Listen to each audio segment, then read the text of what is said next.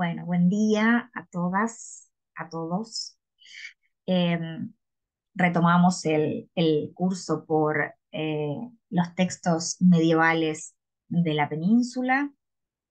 Hoy sería nuestro cuarto encuentro, creo, y nos vamos a dedicar a la producción de un poeta en particular, un poeta que pertenece al universo de la nobleza cortesana, pero de una nobleza cortesana a la vez guerrera. Es la producción, todavía estamos ¿se acuerdan que habíamos en nuestro primer encuentro seguido aquella referencia a propósito del universo medieval, eh, digamos que organizado en función de los que oran, los que trabajan, los que luchan? ¿Sí? Y habíamos visto cómo la épica de alguna manera respondía al universo de los que luchan, y el mester de clerecía y esas reflexiones y obras por escrito, apegadas justamente a materiales escritos, surgían desde el ámbito de los que oran. Bueno, en este caso, ahora avanzamos en el tiempo al siglo XV, y en el siglo XV vamos a encontrar esta poesía de el poeta Jorge Manrique, que tiene parte de su producción relacionada con el universo de la discursividad del amor, y parte de su producción relacionada con o concentrada en lo que es la discursividad sobre la muerte. De hecho, la obra que de alguna manera lo representa, y que es un aporte decisivo para el pensamiento sobre la muerte en lengua castellana, es la que se conoce como Las coplas por la muerte de su padre. ¿Sí? Es así como se conoce su texto, es un poco el texto que vamos a tomar como base. Y bueno, de Jorge Manrique tenemos más datos. Podemos saber cuándo murió, digo cuándo murió porque justamente muere en acción. Él formaba parte, les dije, de la corte. Su familia se relacionaba directamente con la familia de quien sería la reina, una de las reinas decisivas de la historia de España, que es Isabel la Católica. ¿Mm? Y estamos justamente en ese cierre casi o aproximación a la segunda mitad del siglo XV, decisivo en la historia española, y en lo que tiene que ver con la organización de la monarquía, eh, que vamos a conocer como la de los reyes católicos. ¿Sí? Si bien no nos vamos a concentrar en el contexto, sí es importante que, que tengamos esa idea, porque la próxima sesión que va a ser sobre los romances, y después la otra que tiene que ver con Celestina, y va a haber una extra sobre libros de caballería con una profesora invitada. eh, ya digamos que organizan sobre todo la transmisión de los romances y el texto de Celestina, que cierra el siglo XV, se concentran en ese importante reinado de los católicos, ¿sí? Que van a sentar las bases de la monarquía moderna en cierta medida. ¿Mm? Entonces, les decía, nosotros en este caso vamos a, a concentrarnos en la figura de este poeta, que podría haber nacido hacia el 1440, y cuya muerte, dijimos, va a ser en combate en 1479. Eh, es muy peculiar porque su padre, que se llama Rodrigo Manrique, y es a quien está dedicado el texto mm, tan, les decía, conocido y fermental como son las coplas. Su padre muere en 1476, ¿no? O sea que él no lo va a sobrevivir mucho más. ¿Mm? Y, mm, y justamente las coplas por la muerte de su padre aparecen después de 1476. ¿Sí? Y Jorge Manrique, que es nuestro poeta, muere en 1479 atacando a los partidarios de a quien se hacía llamar ella, ¿no? En realidad, sus enemigos le decían la Beltraneja, que es una de las herederas o posibles herederas al trono y justamente del, de la familia contraria a la de Isabel, que va a ser la que va a terminar en definitiva convirtiéndose en la heredera del reino. Entonces, ella era de Castilla y sabemos que se casa con Fernando de Aragón, a ellos es a los que se les dice los reyes católicos, ¿verdad? Esto es como apenas y muy general. Sí, es necesario, ahondaremos en los siguientes encuentros, ¿sí? Entonces, eh, no, le- no nos vamos a quedar mucho más en lo que hace a, digamos, la vida del poeta, pero lo que me importaba sobre todo era que ustedes tuvieran claro que de hecho con Gonzalo de Berceo, ahí hablábamos del siglo XIII, con el arcipreste de Hita hablábamos del siglo XIV, teníamos algunas aproximaciones a fechas. En el caso de Manrique ya tenemos fechas, podríamos decir, más seguras, ¿no? No una aproximación. Sí, respecto del nacimiento, que se ubicaría alrededor o en el año de 1440, pero eh, sí con certeza su muerte en 1479. O sea, tenemos fechas más firmes y no pues, aproximaciones con unos márgenes más amplios como en los autores anteriores, ¿sí? Estamos en presencia, les decía, de un poeta, de familia de poetas y de familia de guerreros. O sea, en él se cruzan justamente esas condiciones del noble. Por un lado cortesano y por otro lado el noble guerrero, podríamos decir. ¿Mm? Y en relación a su vez con una élite intelectual con formación también en lo que hace a las letras, ¿sí? Y puntualmente el texto, les decía, que va a ser el disparador en este caso, sobre el que nos vamos a concentrar primero, es este de las coplas por la muerte de su padre. En principio, evidentemente que no es el primero que va a hablar del tema de la muerte, la preocupación por la muerte es inherente a la condición humana y se ha, digamos que manifestado eh, desde nuestra misma existencia como tal. Pero si pensamos en lo que tiene que ver con la evolución del pensamiento a propósito de la muerte, ustedes seguramente a través de los textos que ya han estudiado, si pensamos en las obras de la antigua Grecia o algunos aportes de poetas romanos, no sé si en lo que sería la antigüedad grecolatina, ahí ya hay reflexión sobre la muerte, por supuesto, y luego el cristianismo va a hacer su aporte, ¿verdad? A nosotros nos llega a la Europa medieval y puntualmente a lo que hoy decimos España, ¿verdad? Pero a la península, al reino que está formándose.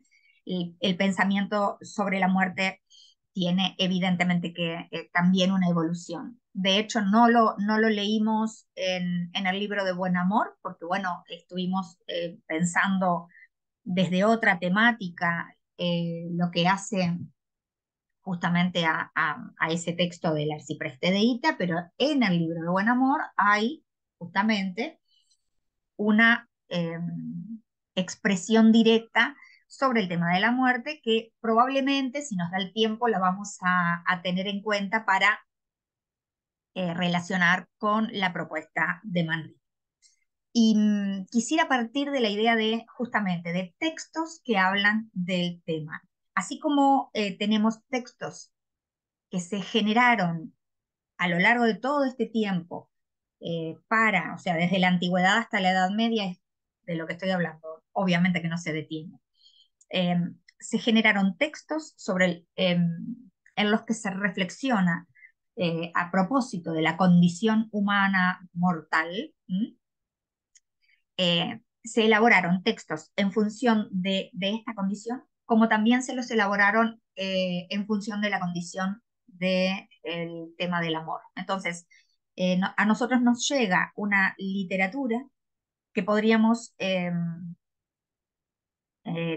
si se quiere clasificar en dos líneas, lo que se conoce como las ars amandi, o sea, aquellos textos que hablan del arte de amar, y las ars moriendi, o sea, aquellos textos que hablan sobre el arte de morir, porque sí, hay una propuesta, en la Edad Media se va a desarrollar muy fuertemente, a propósito de cómo morir bien, de lo que implica el buen morir, así como en el libro de Arcipreste se hablaba del libro del buen amor, por oposición al loco amor.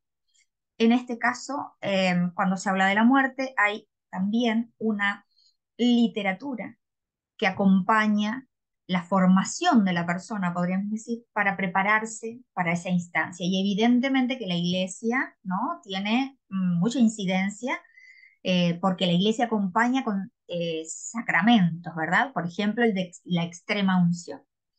Eh, entonces, y el de la confesión, por ejemplo. Entonces, esto a nivel general, pero quisiera retomar un concepto que estudiamos o que planteamos la clase pasada. Les voy a compartir alguna imagen.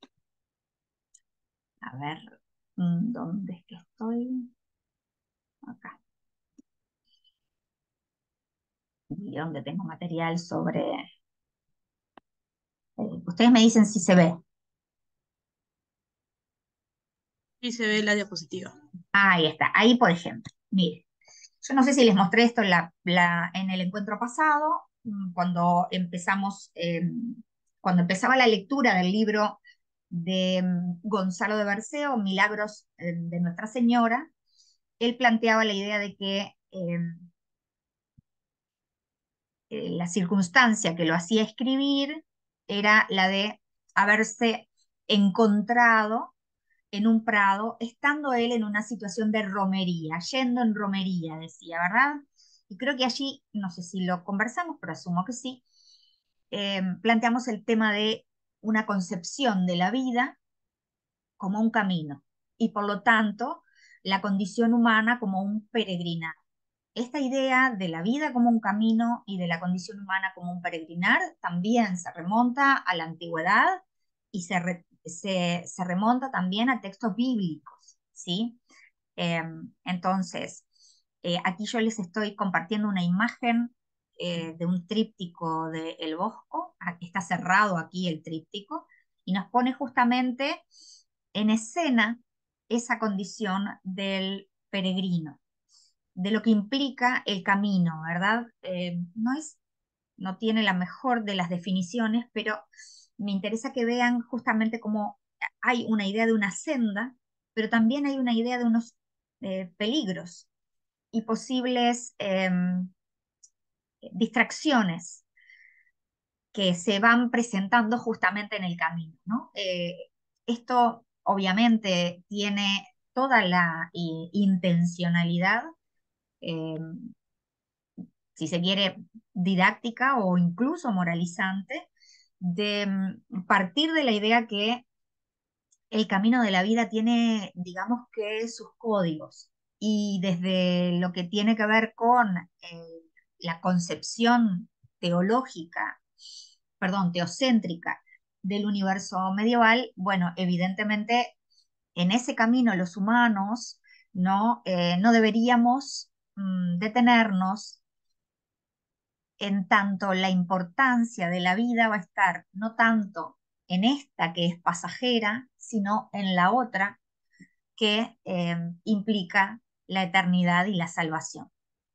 Y cómo eso va de la mano con la idea de que si este camino se hace de la mejor forma, evitando los riesgos, las distracciones, las tentaciones, los peligros, sin detenerse justamente ante todo aquello que pueda ser banal o digamos que meramente un impedimento para la consecución del viaje.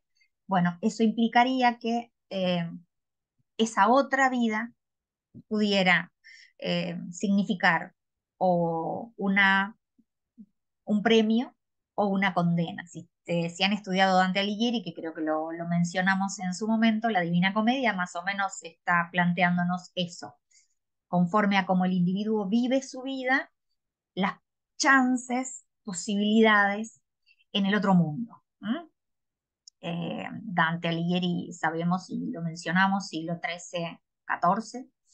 Y bueno, nosotros ahora vamos a concentrarnos en un texto del siglo XV, dijimos, en las coplas, pero la temática y la reflexión se concentran en el poema de Manrique puntualmente a propósito del tema de la muerte, pero recoge alguna de estos planteos a propósito de la vida como un viaje, como un camino. Ahora lo vamos a leer, el texto lo vamos a ir leyendo y lo vamos a ir comentando, pero antes quería yo hacer una introducción en función de, bueno, de este tópico que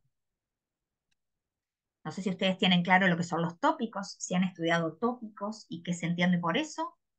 Creo que ya los hemos mencionado en estos encuentros, pero ahora me detuve un poco en esto de si lo tenían, si lo sabían, los conocen, si no, podemos hacer una aproximación al concepto de tópico y que ya les quede. No sé qué les parece.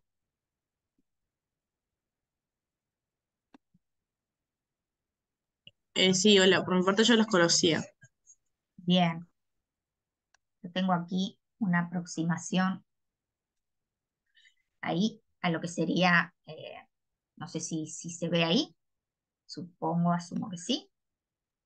Sí.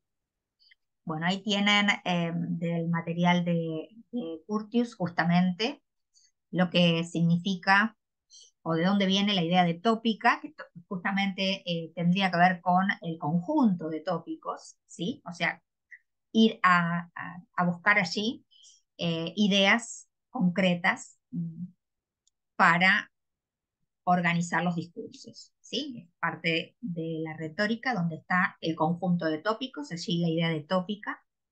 Y puntualmente entendemos por tópico un lugar común. De allí incluso etimológicamente, topoi, lugar, y tópico, lugar común, ¿no? O como dice ahí, un esquema fijo de pensamiento, ¿sí?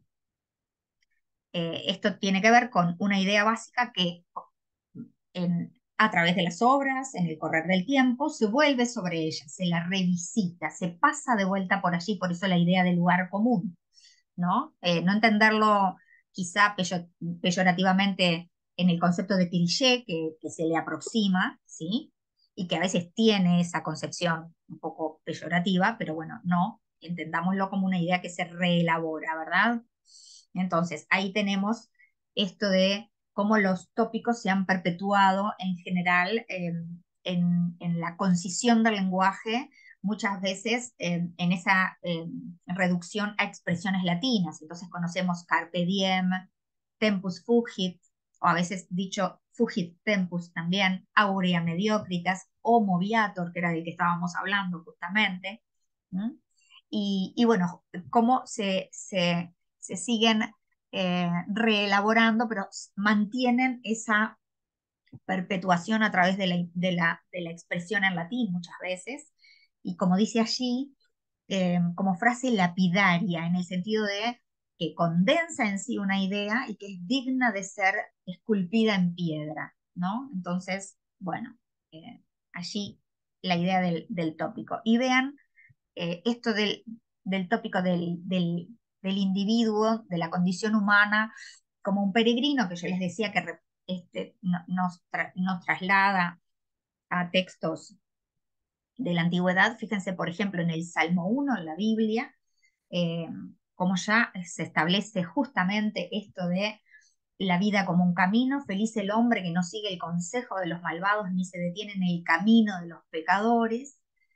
Y un poco más adelante el Salmo dice, porque el Señor conoce la senda de los justos, pero el camino de los malvados se perderá, ¿no? Ahí está claramente establecido este tópico del homo viator, o sea, del ser humano como un peregrino. De hecho, hay otra modulación de la expresión que lo dice justamente con el término peregrino en el Salmo 39. Soy un huésped en tu casa, un peregrino, lo mismo que mis padres. ¿Sí? Allí la idea de la condición pasajera del ser. cómo ha sentido el individuo su condición pasajera es lo que los artistas han justamente transmitido en sus obras. Y lo digo no solo a nivel de las letras, sino, por ejemplo, a nivel de la pintura, que vamos también a compartir alguna imagen como para ver las modulaciones o reescrituras, justamente, versiones del tópico, ¿verdad? Ahí tienen en otro texto peregrino la idea de ser un extranjero, un peregrino. Lo tenemos también en el Nuevo Testamento. Eran extranjeros y peregrinos sobre la tierra, dice San Pablo. San Pedro dice, queridos míos, los exhorto como agentes de paso y extranjeros, no cedan a los deseos carnales que combaten contra el alma. Ahí tenemos lo que veíamos justamente en la imagen, ¿verdad? Eso de ceder a lo que pueda ser una distracción, una tentación, ¿no? Y cómo eso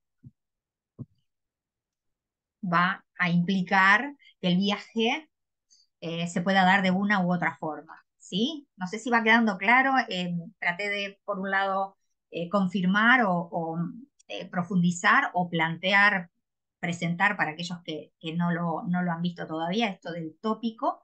Me concentré puntualmente en el tópico del Homo Viator porque ya lo vimos introducido en el texto de Gonzalo de Berceo, Milagros de Nuestra Señora, en la introducción del encuentro anterior, y me sirve de puente y lo elijo yo para justamente el poema de Las Coplas, ¿sí? De Jorge Manrique, que quizás sin haberlas estudiado, sin saber puntualmente siquiera si eran o no de Manrique, quizás las conocen o han escuchado hablar alguna vez de alguno de esos tópicos, ¿sí? Entonces ahora les voy a compartir alguna información respecto de las coplas puntualmente, o sea, del poema de Manrique, y vamos a ir leyendo algún fragmento y ampliando a lo que tiene que ver con los tópicos y las representaciones y las distintos modos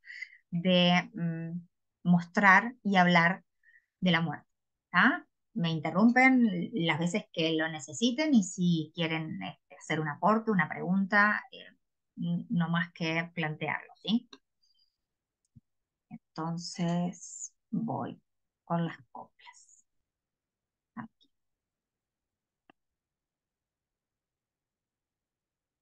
Les había mostrado esta imagen, pero ahora voy a ir a ver si lo ven. ¿Se ve? Estoy de vuelta con el viajero.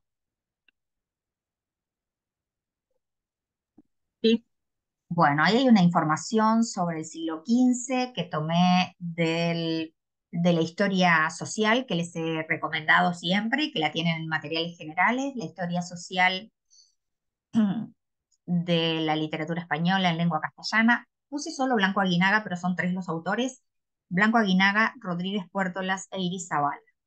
Tiene un par de hojas que hacen una mirada general sobre el contexto y luego va a los autores, pero siempre desde la perspectiva social, ¿sí? Justamente acá me parecía que lo importante de repente era esto ay, a ver, acá, voy para atrás. Ahí. Es mucha cosa, pero tranquilas que no me voy a detener en tanta cosa.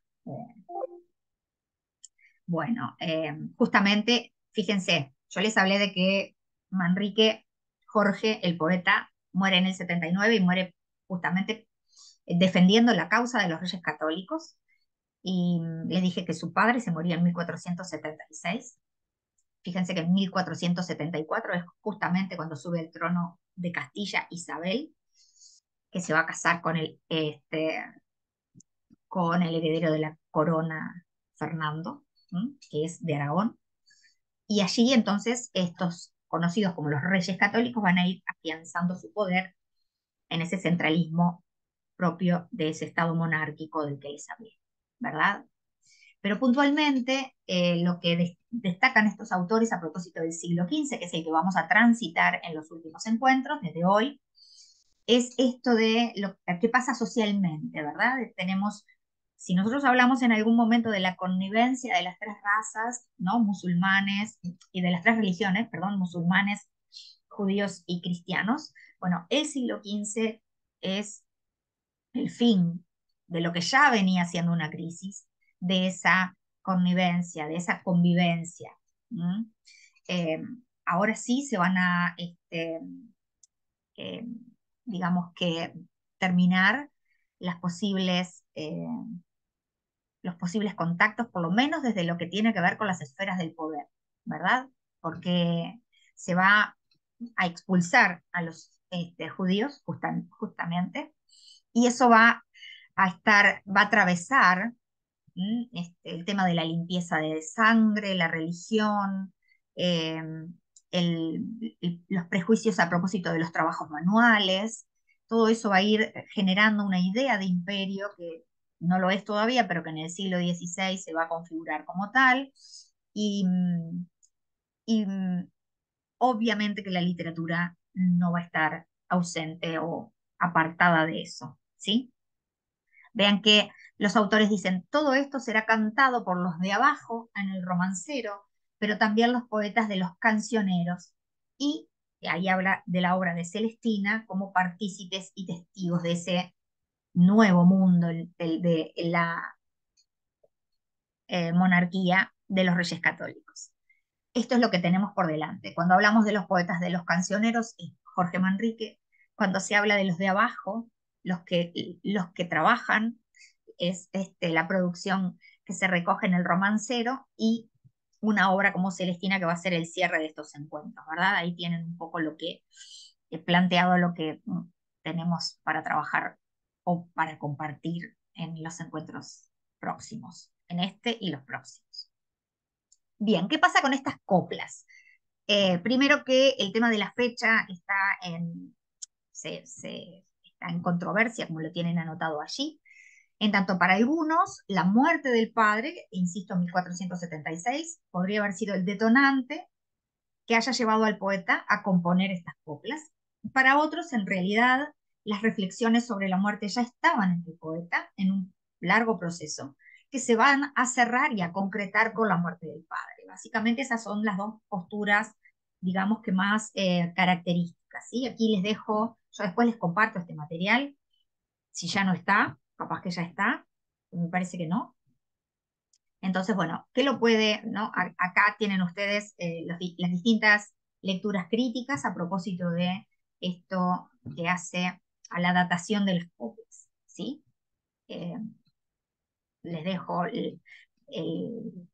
la opinión de María Morrás, de Serrano de Aro y Beltrán, de María Rosalida y de algún otro. Puntualmente, Morrás es quien hace la edición para Castalia de las coplas, que es el material que les compartí en el aula, porque encontré digitalizada la introducción y las coplas con sus notas. O sea que allí pueden ir a este texto, que me parece un texto valiosísimo, porque tiene un prólogo muy actualizado. La mirada de Morraz justamente pone sobre la mesa todas hace un estado de la cuestión respecto de cómo se ha tratado el tema y a dónde han llegado los avances de las investigaciones, y tiene una muy buena edición del, del libro, digo, en realidad hablo de la obra, de las coplas puntualmente, con muchas anotaciones a pie de página, así que por suerte estaba en la web, así que les dejé el prólogo, que es lo que encontré, y la edición de las coplas, ¿sí? Ella tiene allí, la opinión de Morras es la del prolongado proceso de gestación, ¿sí? Eh, lo que implicaron los hechos alrededor de la muerte de su padre serían lo que de alguna manera concentrarían lo que ya era en él una preocupación.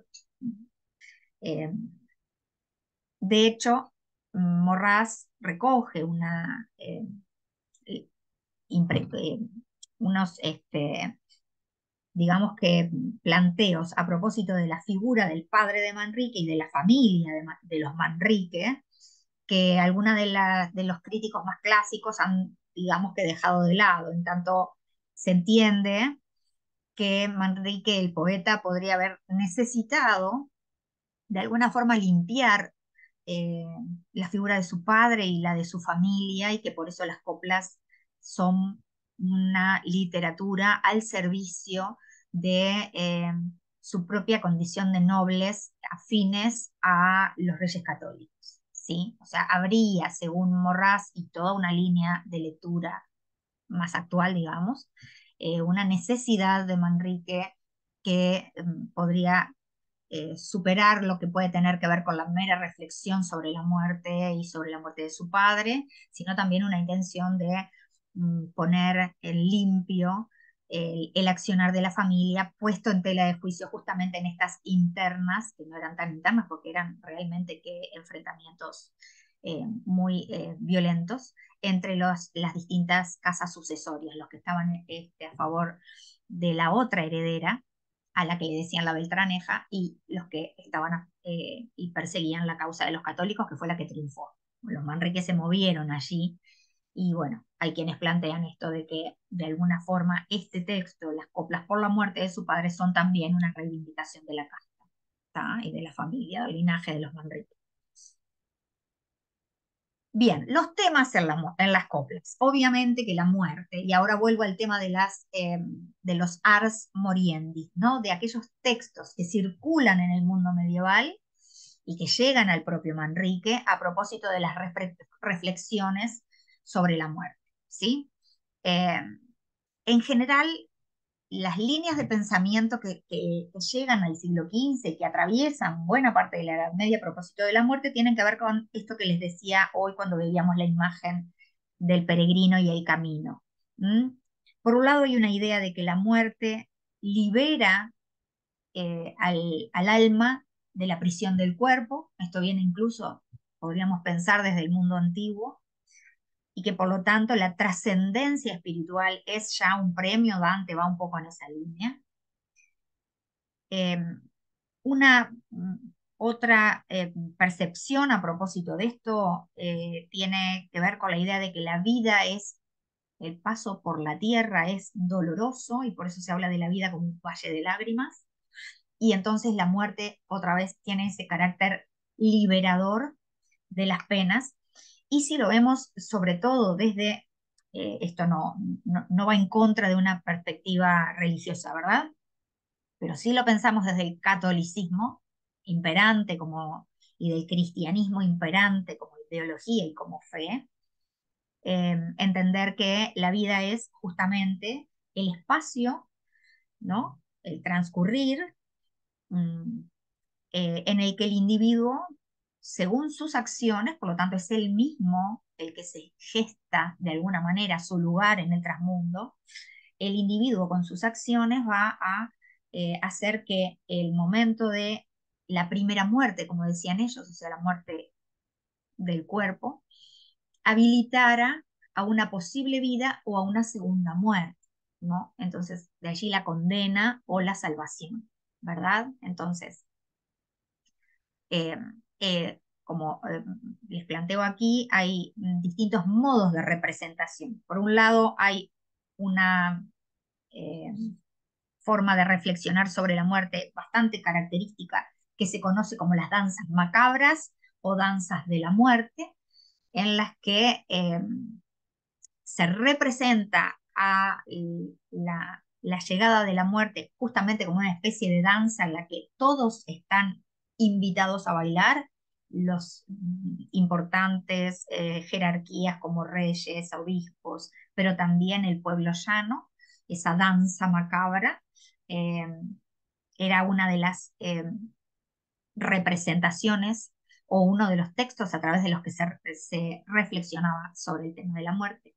Y luego teníamos en otra línea los discursos elegíacos, ¿sí? Ustedes saben que la elegía también tiene sus orígenes en el mundo antiguo, ¿m? Y es en un discurso elegíaco en el que se lamenta la muerte de una persona. Desde la muerte de una persona se reflexiona en función de la muerte de todos, de la muerte en general, de la condición mortal.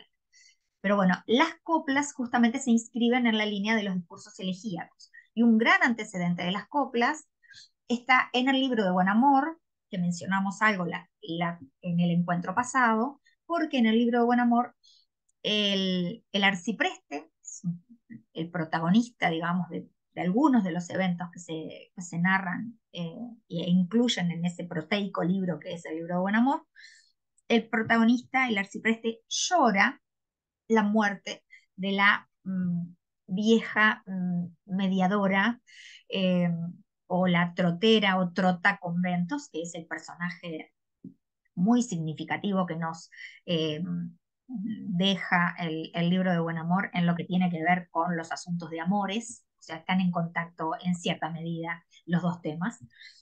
Eh, Arcipreste contrata a una mediadora para que justamente lo ponga en contacto con quien es la mujer que a él le agrada, en realidad con más de una, porque van a ser varias.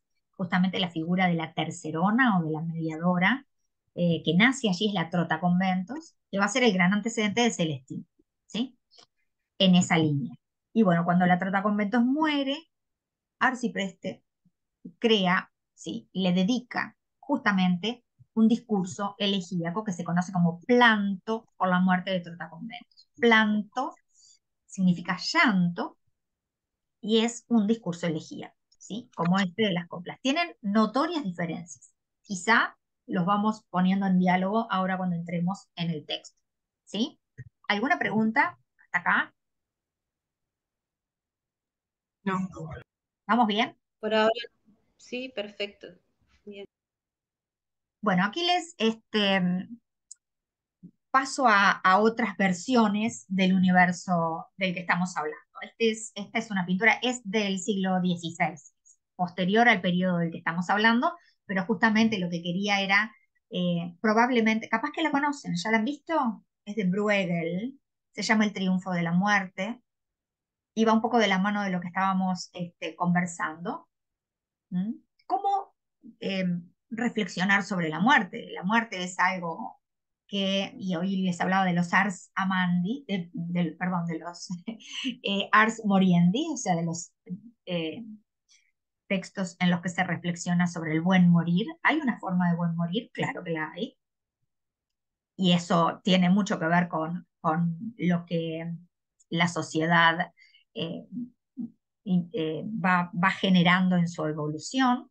Eh, Hay un hito que transforma notoriamente la mirada sobre la muerte en la Europa del momento. Quizá ustedes conocen cuál es.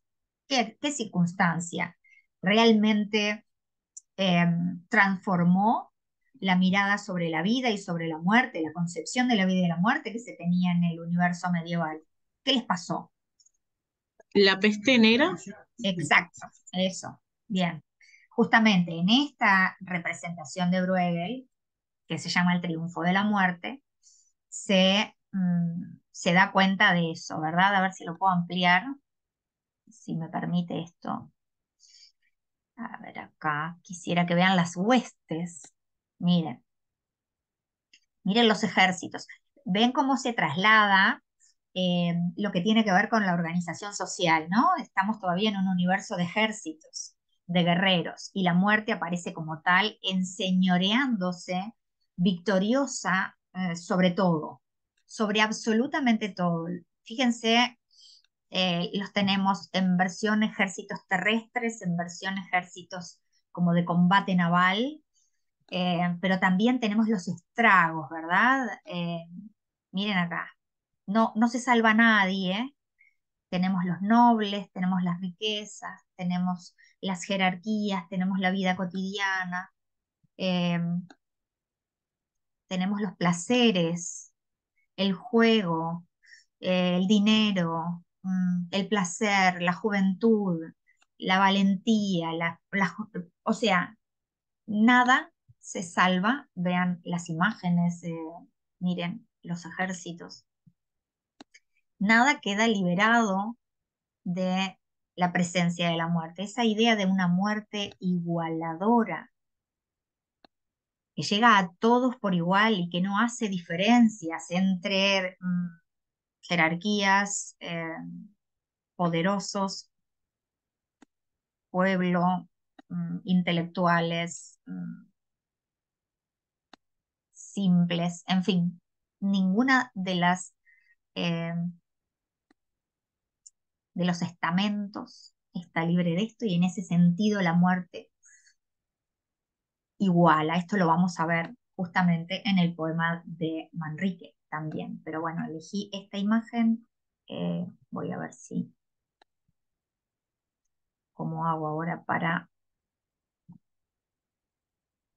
Ahí, miren, elegí esto porque seguramente lo conozcan o capaz que no, pero como ese concepto de un ejército de seres que vienen de ese o que representan el universo de la muerte, sigue calando hondo en nuestro imaginario y ha aparecido en el cine, en las series, en esas reescrituras que se hacen justamente de esos tópicos. Este quizá lo ubiquen, si no, quizá este otro, ¿m? Pero como verán, hay una prevalencia de esa idea de un ejército del universo de la muerte, ¿no? Que puede, independientemente de la cultura, independientemente de los tiempos, independientemente de lo que pueda tener que ver con cuestiones de fe, esa idea de un universo de la muerte que puede representarse como un ejército no nos es ajena, y por eso había elegido estas imágenes para compartirlas con ustedes, porque nos ayudan también a pensar esto, no solamente y relacionado con un poema del 1400 y pico, casi fines del 1400, sino eh, con cuestiones que se nos acercan, digamos. Entonces, volvemos al tema de los temas de las coplas, ¿no? Habíamos visto lo que tenía que ver justamente con el universo, ahora voy para atrás, ¿no? El tema de la muerte y las distintas modulaciones, lo que venía propio de las danzas macabras, los discursos elegíacos. Por eso ahí el tema de la referencia al universo de la muerte. Pero otros temas que aparecen en las coplas y que son muy importantes en el planteo de Manrique es, por ejemplo, para mí, el tema, la reflexión sobre el tiempo, la vida considerada como algo efímero y el concepto del tiempo, una reflexión sobre lo temporal, que creo que trasciende el mundo medieval y llega hasta nuestros días. Creo que ese es, a mi modo de ver humildemente, uno de los grandes aportes del poema de Manrique. Bien, se habla de la fortuna y esto de una nueva vida, que me parece muy importante porque en el poema está muy marcado y que también quizá derribe algunos de los prejuicios que habitualmente tenemos a propósito del mundo medieval, en tanto a veces tendemos a pensar que aquella idea tan fuerte del universo de la antigüedad grecolatina que tenía que ver con la gloria, con la búsqueda de ser reconocidos. ¿Se acuerdan? Si ustedes estudiaron, no sé, pero pienso en la Ilíada como poema más representativo en lo que hace al deseo de gloria. ¿Cuántas veces los héroes manifiestan, ¿no?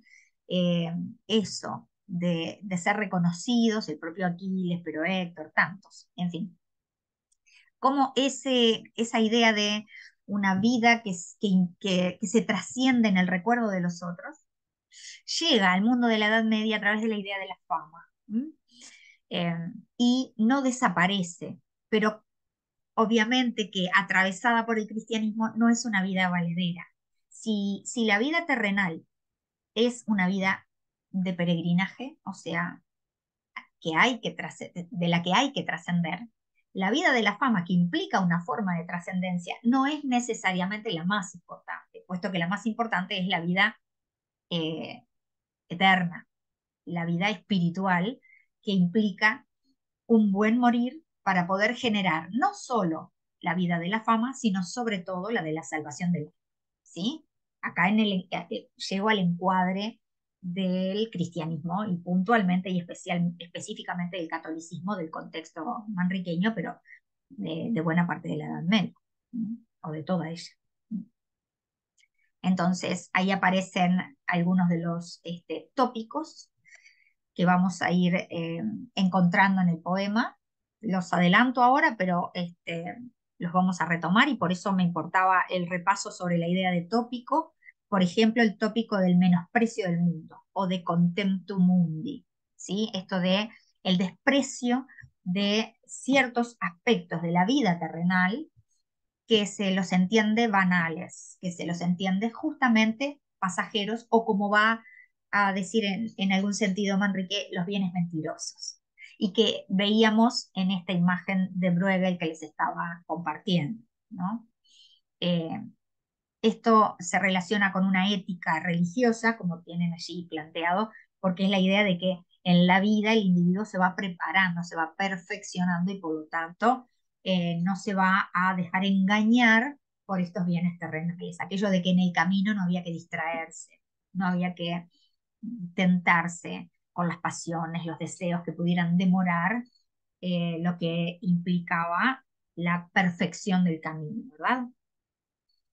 Otro de los grandes tópicos es la fugacidad de la vida, porque bueno, la muerte, la vida y el tiempo aparecen en el poema totalmente imbricados y vistos desde una perspectiva de mucha calma, de mucha serenidad. Si hay algo peculiar en el poema de Manrique es esto, ¿no? La mirada serena sobre la muerte, que todo indicaría que podría haber una mirada quizá de mayor eh, rechazo o de dolor o de angustia profunda. Bueno, eso en el poema de Manrique no lo vemos. Sí, por ejemplo, y esto es lo paradójico, lo vemos en el Planto por Trataconventos de Arcipreste, que estamos hablando de un texto anterior a la peste, estamos hablando de un texto proveniente del ámbito de lo religioso, y cómo justamente en el texto del Arcipreste el llanto por la muerte de un personaje como es la Trotaconventos, además que evidentemente no tiene una vida ejemplar, aparece mucho más marcado por el dolor y por la mirada negativa de la muerte, y como un texto del siglo XV, este de Manrique, es una mirada muy calma, ¿sí?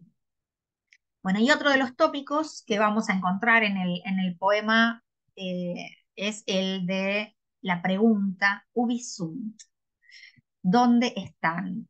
Que tiñe todo el poema de de un tono melancólico y de alguna forma marca la referencia también a una mirada nostálgica de un pasado que fue y ya no es y no va a ser, ¿verdad? O sea, ese es el planteo del tópico, lo vamos a ver en el texto también, ¿no?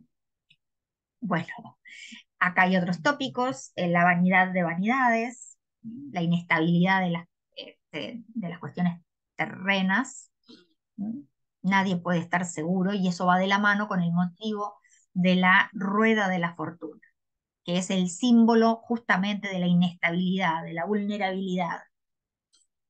Creo que tengo acá imágenes, distintas imágenes justamente de la rueda de la fortuna. ¿Cuál es la idea? Justamente que la rueda, en su girar, hace que quien en un momento está encumbrado y en lo alto, tiene que tener el cuidado o por lo menos la conciencia de que esa circunstancia no es definitiva y que así como está en lo alto puede caer, ¿verdad? Entonces la rueda de la fortuna, en la que en general se muestran personajes encumbrados, pero no solamente, está en relación a esto que veíamos de uno de los tópicos que aparecen en el poema. Aquí tienen otra imagen en la que de alguna forma se representa lo que hoy hablábamos de los otros discursos, las danzas de la muerte, ¿no? La muerte invitando a bailar un poco insistentemente, podríamos decir, y fíjense cómo aparecen también personajes encumbrados, ¿no? De la iglesia,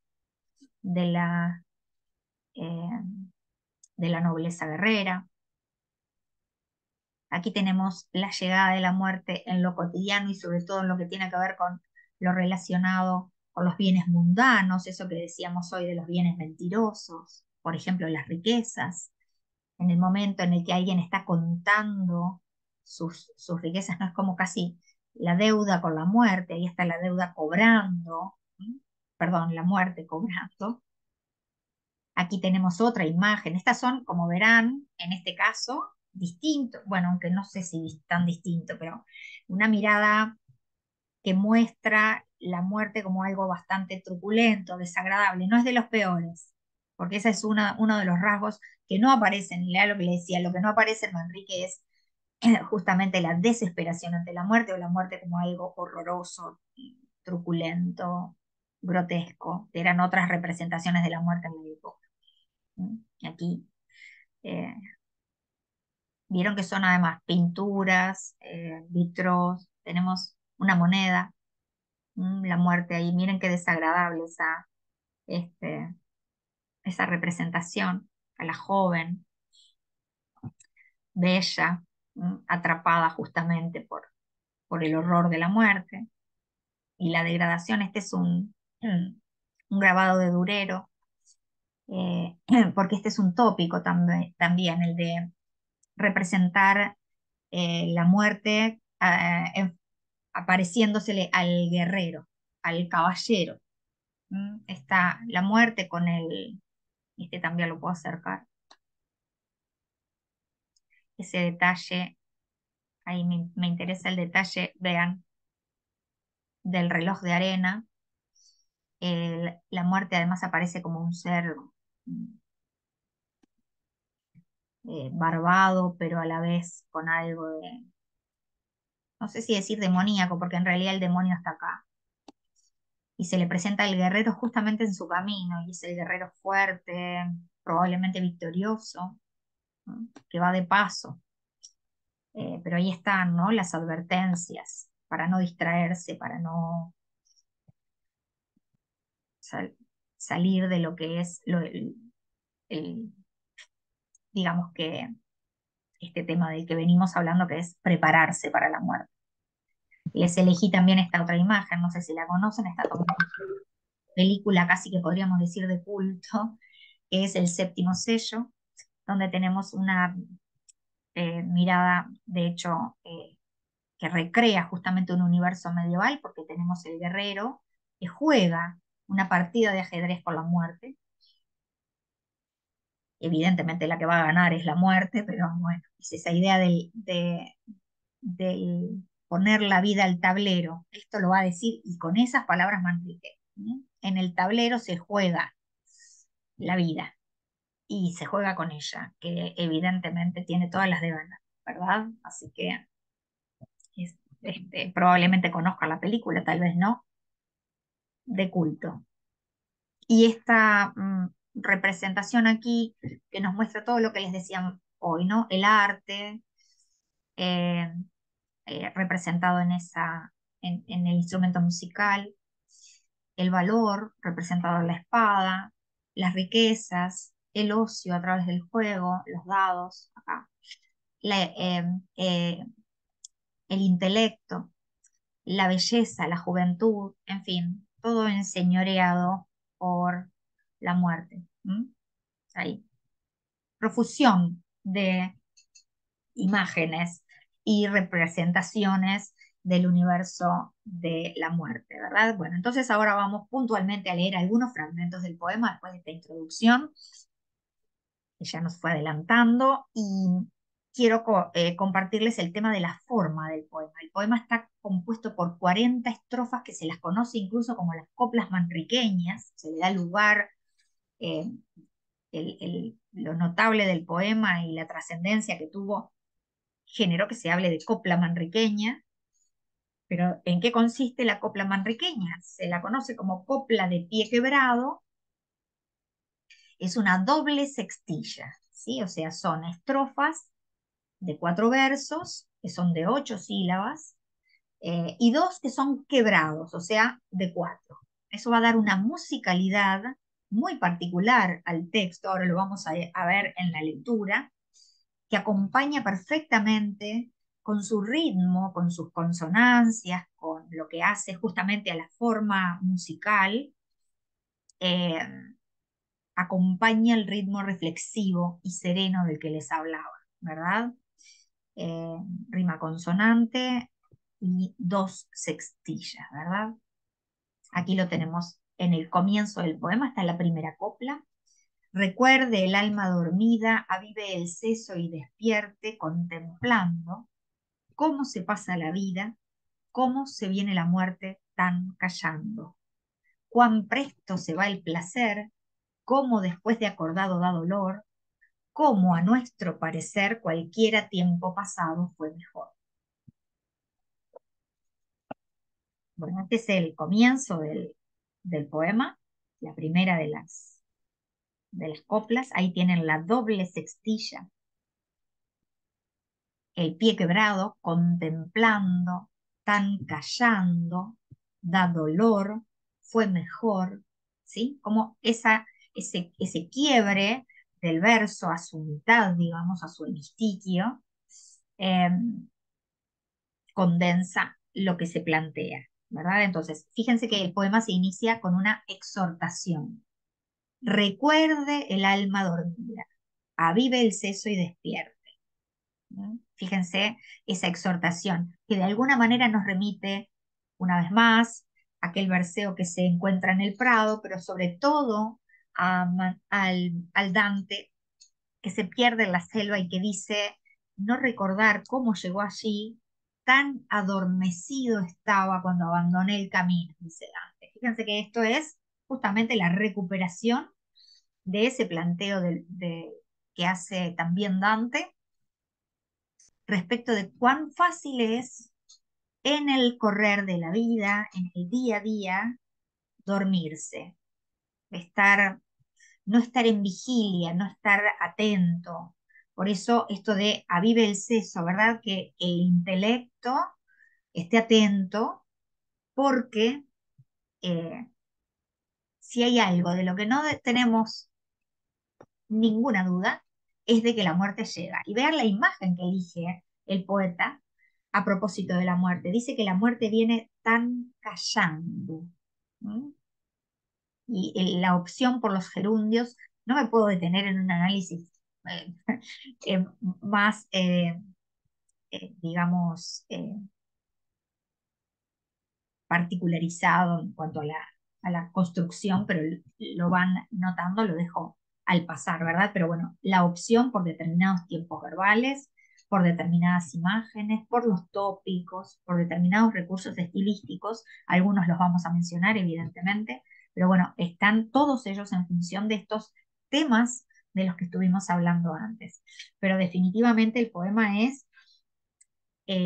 comienza con esta exhortación y casi sentimos como que estamos inmersos en un diálogo, ¿verdad?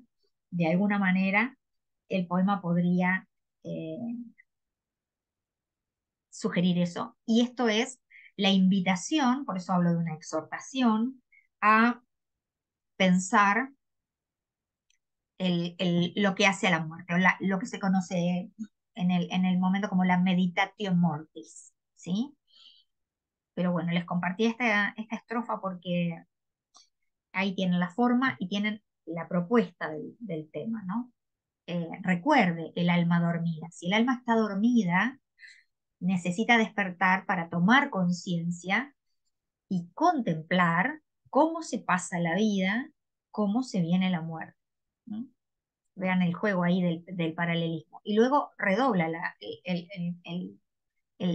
invitación, o por lo menos la exhortación.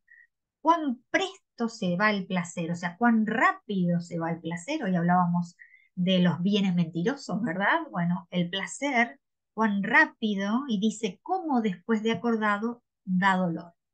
Esto es también bastante eh, recurrente en las reflexiones sobre el paso del tiempo y sobre la muerte.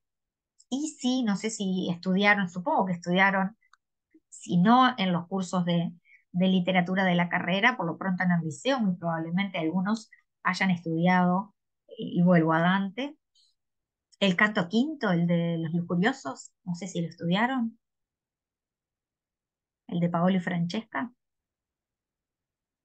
capaz que no lo estudiaron. Sí. Sí, Ah, Sí, bueno, un poco sí, sí. sí. un poco sí.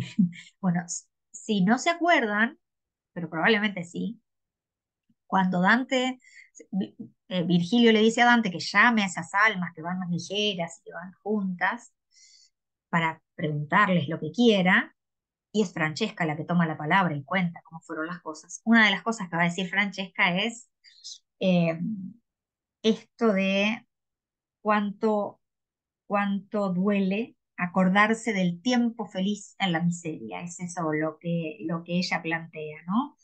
Eh, no hay mayor dolor, dice Francesca, que acordarse del tiempo feliz en la miseria. Y aquí Manrique lo plantea justamente en esta síntesis, ¿no? Cuán presto se va el placer, cómo después de acordado da dolor. Y dice además, cómo a nuestro parecer cualquiera tiempo pasado fue mejor. Esto trasciende todas las épocas. A nuestro parecer, cualquiera tiempo pasado fue mejor. Evidentemente que no tengo, voy ahora a compartirles en todo caso el texto. Voy a dejar de compartir aquí para que podamos tener el texto y de última después vuelvo a la estructura del poema. A ver si tengo algún, alguna página. No tengo. No, esto no.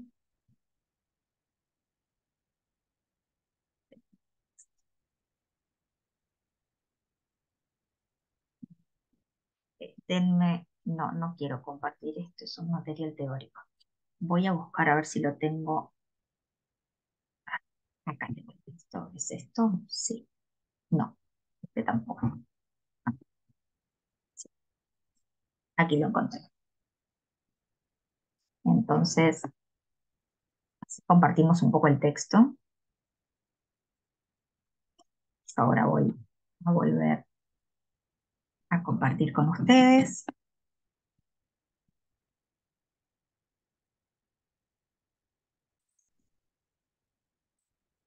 Ahí teníamos. ¿Ahí lo ven? Sí, Es el se poema. ve. Capaz que tienen un texto ustedes por allí y lo pueden ir siguiendo, pero sí, porque voy a leer las tres primeras coplas que evidentemente funcionan como una introducción a la reflexión, evidentemente. Eh, y después vemos un poco el tema de la estructura y pasamos por algunos de los puntos más reconocibles, ¿verdad? Bien, ahí teníamos la primera doble sextilla eh, que estábamos leyendo recién. Y después dice el poeta,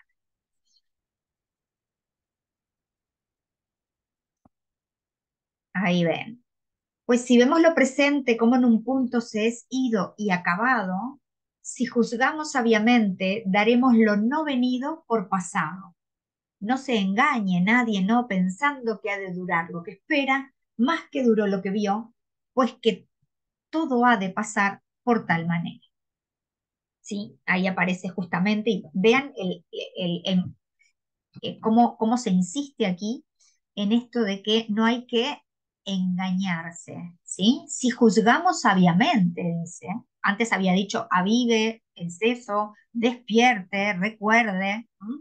Bueno, entonces ahora viene la constatación. Si vemos lo presente como en un punto, dice, se es ido y acabado, si juzgamos sabiamente, lo no venido lo daremos por pasado. Fíjense cómo aquí hay, esto el barroco después lo va a retomar y lo vamos a ver en la poesía de Quevedo, en la poesía de Lope de Vega, pero sobre todo Quevedo, que va a ser un grande pensador sobre el paso del tiempo también, obviamente que con la mirada del barroco, que es bastante más desencantada que esta serenidad que plantea Manrique. Vieron que lo de Manrique es como una constatación, es contundente en cuanto a que no hay dudas. Pero bueno, el barroco no va a estar, no sé, no necesariamente se va a transmitir tales certezas. Pero digo, esta reflexión y lo que pensaba, lo que les planteaba hoy, ¿no? Cómo el poema se llama Coplas por la muerte de su padre, pero es todo él una reflexión sobre el paso del tiempo, que trasciende todas las épocas. Entonces, él dice aquí, si juzgamos sabiamente lo no venido, ya lo tenemos que pensar como pasado. Y vean cómo esto de alguna manera lo enfatiza cuando vemos los distintos tiempos verbales que elige, ¿no? Ido, acabado, eh, pasado, ¿sí? Como tenemos allí todas referencias que confirman y con contundencia dan cuenta justamente de ese paso del tiempo y acá vuelve a insistir, no se engañe nadie, no, pensando que ha de durar lo que espera más que duró lo que vio, porque todo ha de pasar por tal manera, no, no hay forma de detener esto. ¿Mm? Esa es la gran reflexión. Y luego vamos a la tercera copla, que es obviamente célebre, asumo, donde esto se, digamos que modula en estas metáforas ya instaladas en nuestro pensamiento.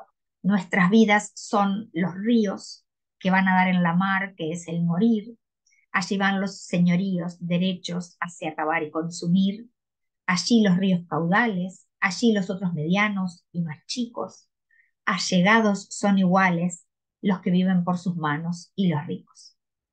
Esto que veíamos en la imagen del triunfo de la muerte, aquí Manrique lo expresa con esta belleza, diríamos, de la palabra poética que instala estas metáforas y que se han hecho célebres, ¿no? Nuestras vidas son los ríos. Ahí estamos todos. Vieron que el poeta elige hablar en la primera persona del plural con ese eh, juego a través de paralelismos, pero también de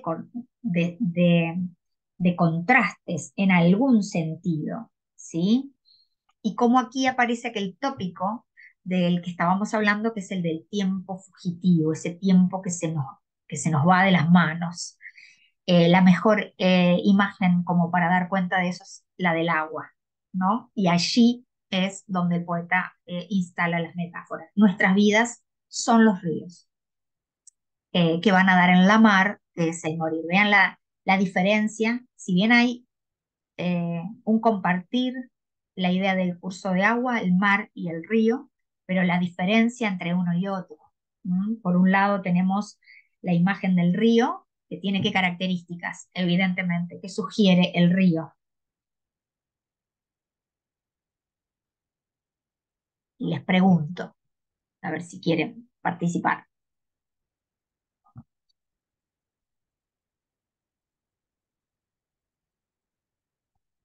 ¿Qué hay de semejanza entre la vida y el río? Que tiene como un caudal que siempre va a dar en algún lugar, que es la muerte. Eso, exactamente. Estuvimos hablando de la vida pasajera. Evidentemente el río fluye y tiene un cauce, y eso de sí o sí, porque es ley natural, va a dar al mar, diríamos, ¿no? Como ahí tenemos la imagen de la vida y del río que fluyen sin cesar eh, hacia un infinito, o bueno, la idea de lo inconmensurable del mar, donde se llega. Por eso es el morir. Vieron que no dice la muerte, elige el morir, o sea, la acción, no el resultado. Como, y como en estos tres versos, de alguna manera se condensa lo que habíamos estado percibiendo en los versos anteriores y de lo que habíamos hablado, ¿no? Que es esto de cómo el mar de alguna manera convoca a todos los caudales. El poeta después hace una especificación, ¿verdad? Dice, allí los ríos caudales, o sea, los caudalosos, los medianos y los chicos. De alguna manera esto puede remitirnos a nosotros a una eh, perspectiva ya no tan simbólica o metafórica, sino de lo que puede tener que ver con lo social, ¿verdad? Los grandes, los del medio y los chicos, incluso una idea de tres posibles grupos que luego se condensan en dos, los que viven por sus manos y los ricos, dice el poeta. De todas maneras, cualquiera de de estas referencias eh, insisten o dan cuenta del poder igualador de la muerte, lo que decíamos hoy, ¿verdad? Eh, y que de alguna manera consuela. Esto le va a pasar a todos, ¿no? No se salvan los poderosos necesariamente. No hay forma de poder evitar lo que para todos es además natural. Por eso creo que de lo mucho que hay para decir de la referencia a la imagen del río y del mar, justamente es eso, porque naturalmente esto es así. No, nada ni exótico, ni estrafalario, ni que implique justamente desde esta ideología, digamos, la sorpresa. Por eso no hay manera de estar engañado. Por eso deberíamos estar atentos o por lo menos recordar lo que naturalmente es así. Las vidas, los ríos, el mar, el morir. Y si pensamos en el contexto cristiano y puntualmente católico, evidentemente es esto de que el destino de la condición humana es llegar a una muerte en la que se consigue la trascendencia y el encuentro con Dios, ¿verdad? Que también aparece en el poema de Manrique planteado como algo natural, ¿verdad? Entonces, bueno, estas tres primeras coplas, de alguna manera, lo que hacen es plantear el tema general, lo que va a ser la, eh, la estructura que después se va a desarrollar en el poema. Y les voy a mostrar ahora esto que venía en la presentación, que es una posible organización. eh, Digo posible porque hay distintas lecturas a propósito de cómo se distribuyen las coplas. Dijimos que eran 40, una posible estructura tripartita de lo general a lo particular, diría, primero se habla de la muerte, después se habla de los muertos y luego de el muerto, porque la última parte del poema va a ser la dedicada al padre. Como verán, el poema empieza con una reflexión general. Hillman, en un artículo que les compartí, plantea que de la copla 1 a la 15 se habla o se remite a la vida eterna, en un carácter general, luego a lo que implica la vida concreta, la vida terrenal, ¿no? A través de ejemplos, y la vida de la fama, que sería la que alcanzaría el padre de el ejemplo concreto. Aquí habría ejemplos generales.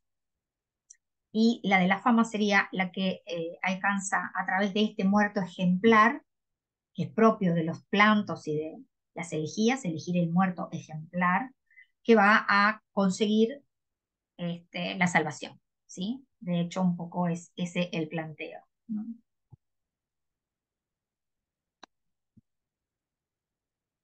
Ahí dejo de compartir y elijo ahora volver al texto para ver algún otro ejemplo. Les comparto el texto para que lo podamos irlo leyendo juntos. ¿Dónde estoy? Acá las copias. Ah, no, en el texto. Aquí. ¿Volvió el texto allí? ¿Lo pueden ver? Sí, se ve. Bien, voy a leer ahora. Bien, aquí viene la invocación, donde el poeta hace una declaración de en qué se va a basar para hablar de este tema. Dice que deja las invocaciones de los famosos poetas antiguos y se encomienda solo a aquel. Bueno, ahí está hablando de cómo se ubica como poeta, conocedor de una tradición, por ejemplo, la tradición antigua, la tradición pagana, pero él va a elegir, conociendo esa tradición humanista culta, eh, que es engañosa, no curo de sus ficciones, dice, y él va a elegir la medieval cristiana. A aquel solo me encomiendo, ahí tenemos el Dios cristiano que va a ser su vida. Y vuelve a retomar, ay, no es así, perdón, es así, la idea del mundo como un camino. Este mundo es el camino para el otro, que es morada sin pesar, más cumple tener buen tino para andar esta jornada sin errar. Partimos cuando nacemos, andamos mientras vivimos y llegamos al tiempo que fenecemos, así que cuando morimos, descansamos. Fíjense la idea, ¿no? Que se plantea aquí a propósito del, eh, primero la idea del transitar, que estuvimos viendo a través del tópico justamente del Homo viator, de esa condición peregrina. Eh, y justamente eh, la certeza de llegar a descansar. Es una mirada bastante serena, justamente, como les decía, o bueno, de aceptación de de la muerte, ¿no?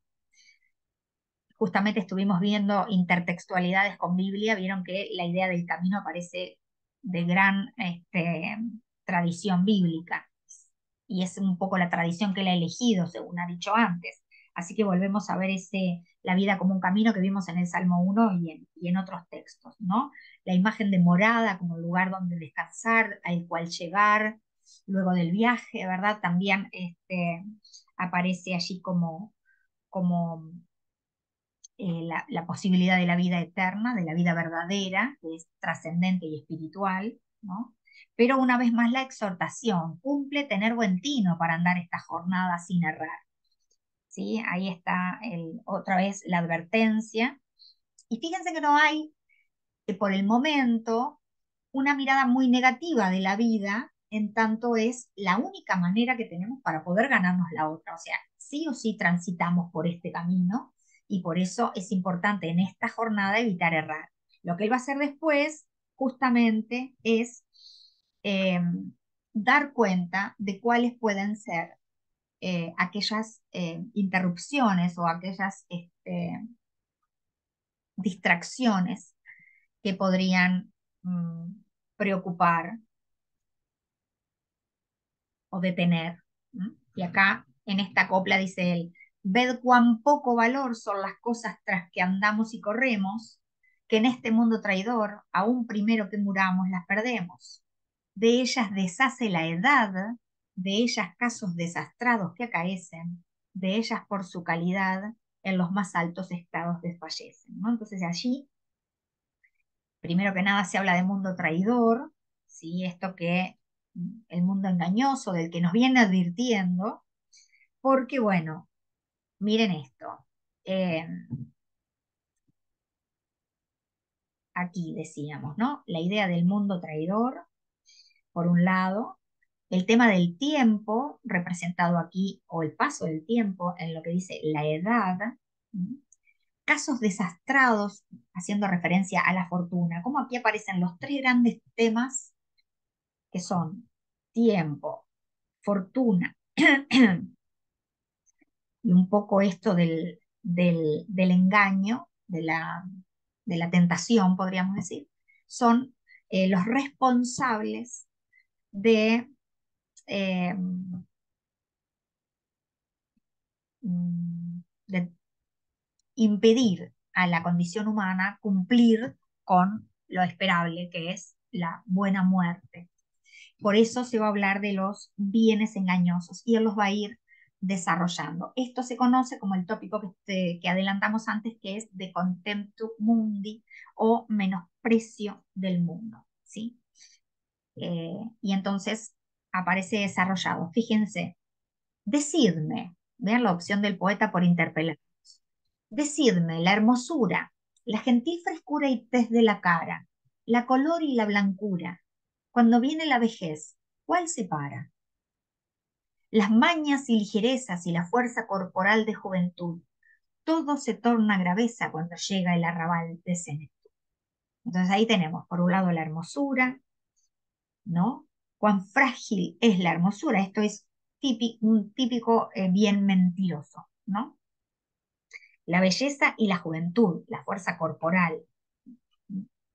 Este, esta fragilidad de la hermosura no solo es un tópico en el universo medieval, sino también en el renacentista, con el poema de Garcilaso, En tanto que de Rosa y Azucena, no sé si lo conocen, pero bueno, va a ser un tópico que viene y que se retoma del universo clásico, ¿no? El de Carpe Diem, justamente, que no es un tópico que aparezca aquí justamente, porque piensen que aprovechar el instante justamente es lo contrario de lo que a lo que está invitando Manrique, que es a transitar de la manera menos dispersa posible.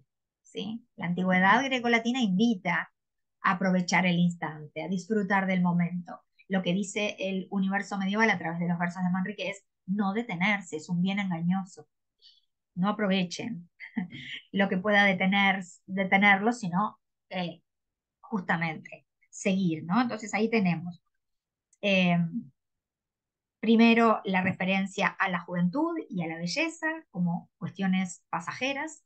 Luego viene el tema del linaje, pues la sangre de los godos y el linaje y la nobleza tan crecida, ¿por cuántas vías y modos se pierde su gran alteza en esta vida?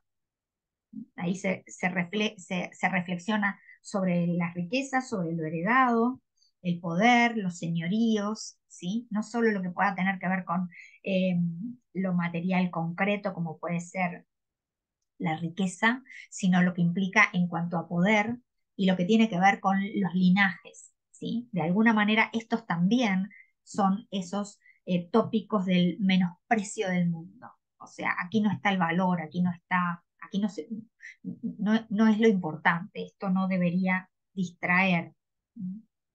Incluso, él dice un poco más adelante, los estados y riquezas que nos dejen a deshora, ¿quién lo duda? No les pidamos firmeza, pues que son de una señora que se muda, que bienes son de fortuna, que revuelve con su rueda presurosa, la cual no puede ser una, ni estar estable, ni queda en una cosa. Aquí aparece la referencia justamente a la rueda de la fortuna, la habíamos visto representada en imágenes, y aquí lo vemos en esto de, bueno, eh, la fama, la fortuna, como algo que no tiene firmeza, porque es mudable. Eso que veíamos en la imagen de la rueda justamente y que decíamos, bueno, hay aquí la fragilidad de la condición humana. Se puede estar en lo alto como se puede caer, ¿no? ¿Por qué? Porque no es una, ni estable, ni queda. Esa es la reflexión del poeta, y un poquito más adelante va a decir esto, miren esto acá. Eh,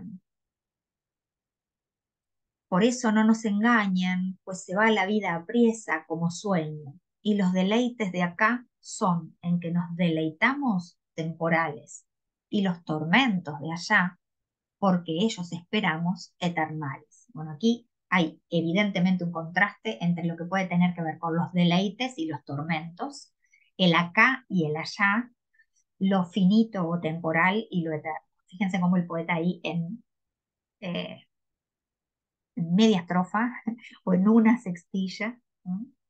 Establece justamente ese juego de contrastes, oponiendo lo que forma parte de ese menosprecio del mundo relacionado ahora con los deleites, con el placer, que es otro de los bienes mentirosos. Habíamos hablado de la belleza, la fuerza, el poder, el linaje, bueno, ahora el placer o la búsqueda del placer. Y luego lo explica directamente, ¿no?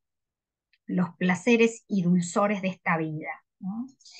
Eh, bueno, entonces, esta es toda una primera parte en la que se establece, decíamos, la introducción, los grandes temas y la concentración en los bienes mentirosos, ¿no? Para algunos esto es reflexión sobre la muerte en general, eh,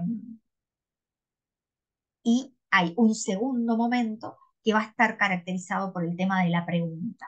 Me voy a adelantar y vamos a ir a una de las de los grandes aportes de Manrique, que va a ser este tópico del ubi sunt, ¿dónde están?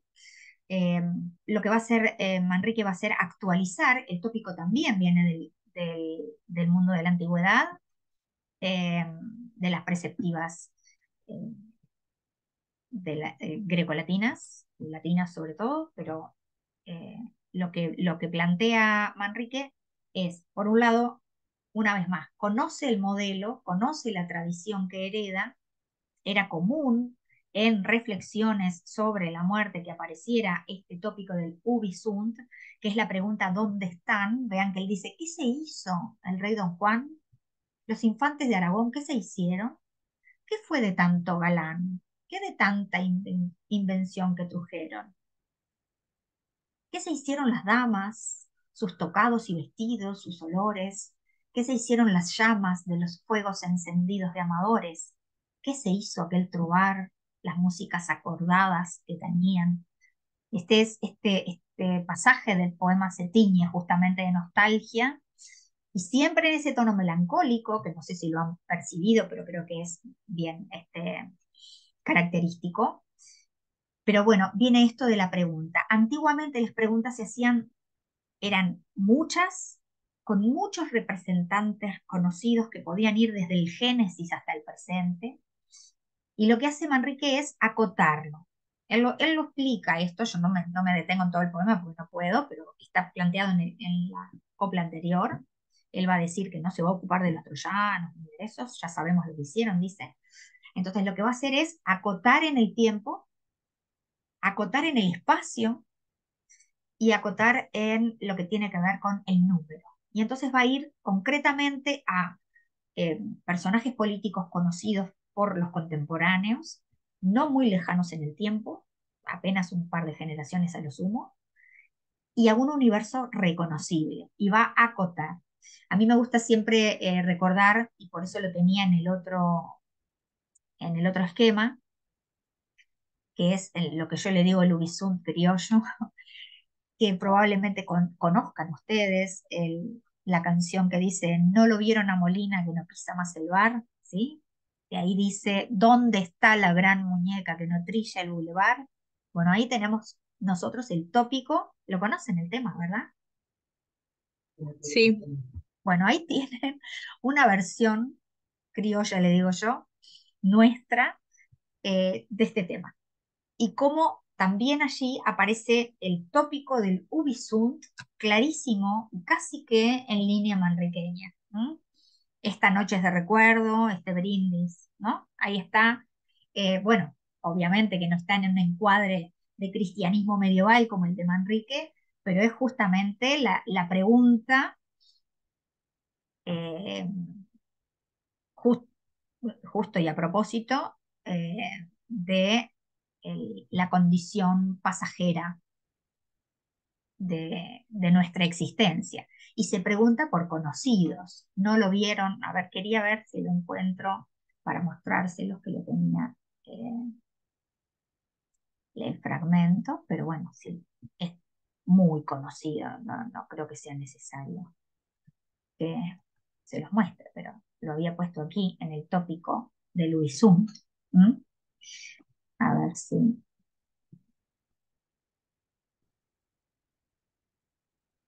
No, esto yo se los comparto después si ustedes lo pueden leer, ¿sí? Tenían ahí la definición de Ubisoft, que creo que la vimos, y el fragmento que dice, ¿dónde está la gran muñeca que no trilla el boulevard? No lo vieron a Molina que no pisa más el mar. O sea, la pregunta. Y esto lo que sí me parece que es muy importante, y que aquí lo tienen en el texto que ustedes están viendo, vean que la primera referencia es justamente al rey Don Juan, los infantes de Aragón, ¿qué fue de tanto galán? Vieron que las preguntas no tienen respuesta. Justamente, si hay algo que el tópico de Lubisund genera es el contraste entre la pregunta que va eligiendo distintos representantes, se pregunta por muchos ejemplos, el rey Don Juan, los infantes de Aragón, el galán, ¿verdad? Y las preguntas, las justas, los torneos, paramentos, bordaduras, o sea, todo un universo. Me parece preciosísima la de la copla 17, que remite a un ámbito de fiesta, de disfrute, es cargado de imágenes sensoriales, ¿no? Los tocados, los vestidos, los olores, o sea, el tacto, el perfume, la imagen. ¿M? Después la referencia a las pasiones, ¿no? ¿Qué se hicieron las llamas de los fuegos encendidos de amadores, o sea, los amantes? La música, ¿qué se hizo aquel trobar? Las músicas acordadas, o sea, todo esto por lo que se pregunta, vieron que no hay respuesta porque todos sabemos lo que está fijo. La pregunta gira y va tocando distintos niveles y distintos ejemplos, pero ¿qué pasó con todos ellos? ¿Qué fue del rey Don Juan? ¿Qué se hizo de las damas? ¿Mm? ¿Qué pasó con todos ellos? Hay una única certeza y es justamente la presencia de la muerte. Eso es lo que genera el, el tópico en su funcionamiento. si se quiere, el desfile de muertos ilustres, se dice, la crítica habla de los muertos ilustres justamente eh, en estos ejemplos. A ver cómo sigue, qué se hizo aquel danzar, aquellas ropas chapadas que traían, ¿no? Y ahí sigue dando, todos estos son justamente todos ejemplos, el heredero iba cambiando habla primero de un rey, después habla del heredero, el que no lo trata con tanto detenimiento. eh, Metióle la muerte luego en su fragua, lo va a decir ahí, ¿no? En ese segundo momento de las coplas, que son las otras 15, aquel gran condestable, ahí está la gran muñeca, ¿verdad? Y el desfile, tantos duques excelentes, tantos marqueses y condes y varones, como vimos tan potente, di muerte, dolos escondes y traspones. Ahí hay una interpelación a la muerte. ¿Mm? Las huestes innumerables, los pendones, estandartes, incluso metonímicamente la referencia al universo de la guerra, al universo de la corte, al universo de la fiesta, pero bueno, cuando tú vienes airada, todo lo pasas de claro con tu flecha. Esta es una de las pocas imágenes distintas respecto de aquella primera imagen que era el mar. Ahora hay como una identificación en la muerte como una flecha. Y en el último momento, en el último momento va a aparecer el padre.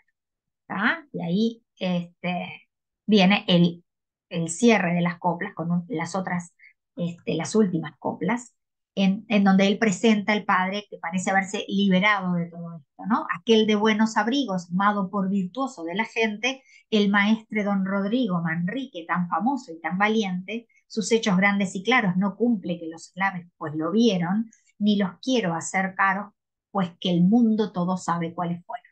Y entonces allí viene el, justamente el planto, pero a la vez el llanto, que implica el reconocimiento. Amigo de sus amigos, qué señor para criados y parientes, qué enemigo de enemigos, qué maestro de esparzados y valientes. O sea, ahí tenemos justamente los atributos que hacen de el muerto ejemplar,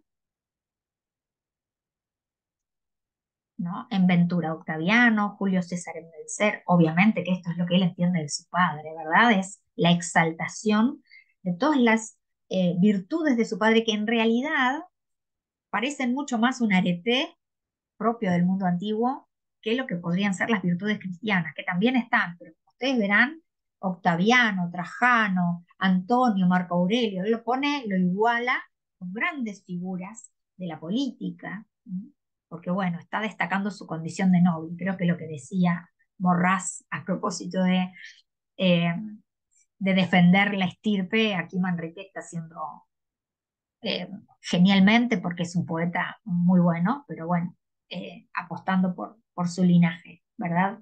Y lo que quería para cerrar esta parte de lo que hace al universo de la muerte es la típica imagen del buen morir.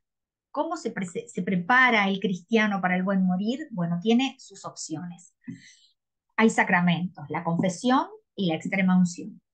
En la Edad Media, las muertes trágicas, a ver, trágica no es el tema. La muerte accidental y la muerte inadvertida, diríamos, como habremos visto en el poema, es sospechosa.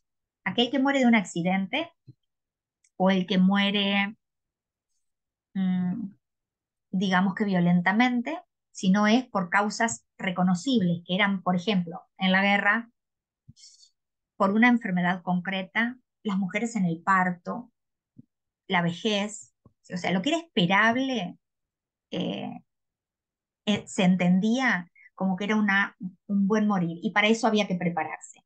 No solo viviendo conforme a la invitación que se nos ha hecho a lo largo de todo el poema, dejando los bienes mundanos, los bienes mentirosos, siendo conscientes de que no podemos estar dormidos puesto que el tiempo pasa, pero bien, había circunstancias para las que prepararse. Y en el caso, lo que hace Manrique es mostrarnos a su padre en ese buen morir. Eh, por ejemplo, voy. Dice él, después de puesta la vida tantas veces por su ley al tablero, hoy les hablaba del tablero y del juego, como la vida como un juego de ajedrez, por ejemplo, después de tan bien servida la corona de su rey verdadero, después de tanta hazaña a que no puede bastar cuenta cierta, en la su villa de Ocaña vino la muerte a llamar a su puerta. O sea, en su villa, después de haber hecho y sido destacado en todo lo que ha sido, la muerte lo viene a buscar a su puerta. Vean qué distinta de la primera imagen que nos dijo. El poema empezaba diciéndonos que aviváramos el seso y despertáramos porque la muerte venía tan callando, pues su padre ha sido tan ejemplar y ha sido tan bien lo que ha hecho de su pasar, de su peregrinar, que la muerte lo viene a buscar. Golpea la puerta, ¿no? Vino a llamar a su puerta, diciendo, buen caballero, dejad el mundo engañoso y su halago, vuestro corazón de acero muestre su esfuerzo famoso en este trago. Y pues de vida y salud ficiste tan poca cuenta por la fama, esfuércese la virtud para sufrir esta afrenta que vos llama. O sea, la muerte se le presenta casi como el último combate. Y como él ha salido exitoso y triunfante de otros combates, el consejo que la propia muerte le da, no se os haga tan amarga la batalla temerosa que esperás, pues otra vida más larga de la fama gloriosa acá dejás. Aunque esta vida de honor tampoco no es eternal ni verdadera, mas con todo es muy mejor que la otra temporal perecedera. Vieron como aquí se condensa lo de las tres vidas, la vida terrenal, la vida de la fama, ¿m? Y queda como muy claro entre paréntesis que no es eterna ni verdadera. ¿M? El vivir que es perdurable no se gana con estados mundanales, ni con vida delectable, donde moran los pecados infernales. ¿Sí? Entonces, justamente, pues vos, claro varón, tanta sangre derramaste de paganos, esperad el galardón que en este mundo ganaste por las manos. Ahí viene ¿no? Como la muerte le reconoce justamente su pasar por la tierra, y ahí responde el maestro que ya está pronto, ¿no? No tengamos tiempo ya en esta vida mezquina, por tal modo que mi voluntad está conforme con la divina para todo. ¿No? De alguna manera consciente el morir. ¿No? Hay una referencia al propio Jesús y lo que les decía hoy de lo que es el cierre, ¿verdad? Este es el buen morir y esto era lo que marcaban las ars moriendi, cómo prepararse para el buen morir. Entonces, vean cómo se moría bien, ¿no? Si había un buen morir, acá está retratado en estos últimos versos. Dice, así con tal entender, o sea, despierto, consciente, todos los sentidos humanos conservados, ¿no? Cercado de su mujer, sus hijos, hermanos y criados, dio el alma a quien se la dio, el cual la dio en el cielo en su gloria, que aunque la vida perdió, dejónos harto consuelo su memoria. ¿Sí? Entonces ahí, rodeado de los suyos, en la subilla de Ocaña, con todos los sentidos conservados, muy probablemente habiendo recibido la extrema unción, habiéndose confesado. Eso no se dice, pero es parte justamente de este buen morir y por eso da su vida a quien se la dio, la propia divinidad en la figura de Jesús, que es el que deja consuelo. Ahí tenemos la imagen última del buen morir.